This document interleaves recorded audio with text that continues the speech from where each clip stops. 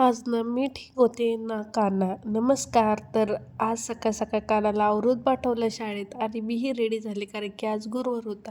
छान मस्तपैकी साधी सिंपल पूजा मांडली कारण की बरं पण नव्हतं त्यामुळं काही साग्र संगीत करत बसले नाही. कान्हा शाळेतून आला आणि जे व्हायला नको तेच झालं. त्याचं खूप पोट दुखत होतं आणि त्याने अचानक खूप उलट्या केल्या. मग त्याला औषध पाणी दिलं आणि तो झोपवलं त्याला.